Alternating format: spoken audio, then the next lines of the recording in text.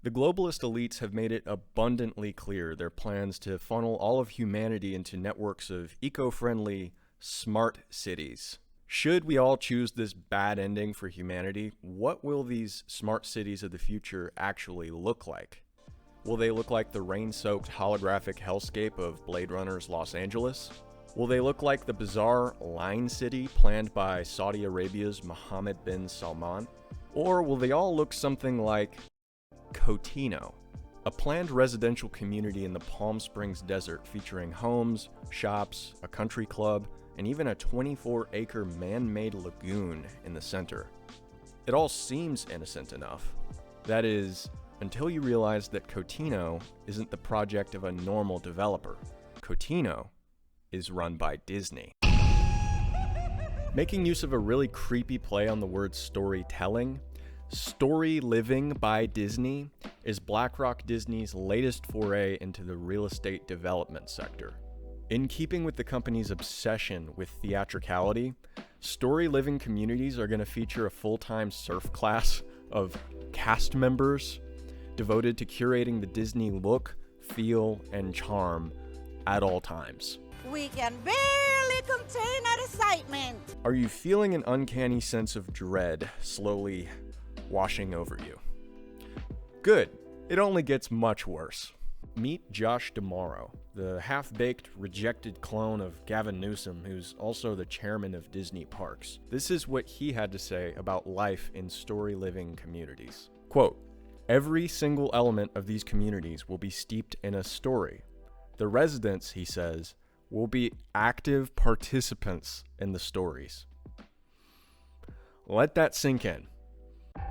Resident 627, you have failed to follow the plot of your story. Yep. Minister Goofy, please, just give me another chance. I have a family. Yep. Your punishment is death by firing squad.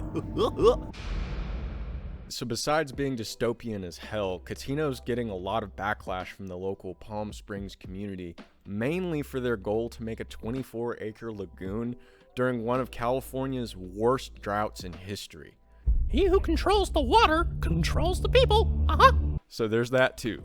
So all joking aside, what are the big picture implications of these dystopian corporate towns like Cotino? Cotino represents a disturbing trend in the modern landscape, a trend of corporations wanting to corral humanity away from the world created by God and into artificial worlds created by them. They want to fully hijack our five senses so that the line between these two worlds is kept as blurry as possible.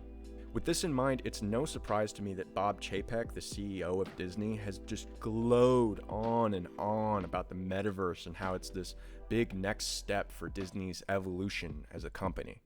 We believe that there's a world where we can add a third dimension of storytelling. I call it sort of a three-dimensional canvas. I think it's a great opportunity for us. I think it's the next great horizon for Disney. I think it's the next great horizon in entertainment. Gee, thanks Baron Harkonnen. I'm sure Walt would have loved the idea of luring millions of humans into an alternate, godless reality ruled by a communist lizard. Maybe throw some Sweet Baby Rays on the ribs and take it from there. These recent developments only make this old quote from Walt all the more haunting. I have watched constantly that in my work, the highest moral and spiritual standards are upheld, whether my productions deal with fable or with stories of living action. Disney's creations in the early to mid 20th century were wholesome masterworks that took kids on a hero's journey and put them in touch with powerful archetypes. Now, not so much.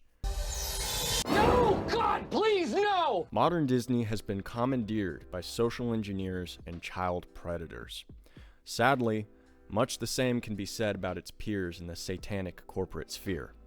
So if the idea of living in a Marvel, Reebok, or Carl's Jr. themed neighborhood fills you with this sinking sense of doom just down to the pit of your stomach, congratulations, you still have a soul, but be warned, Disney Corp wants to take it from you.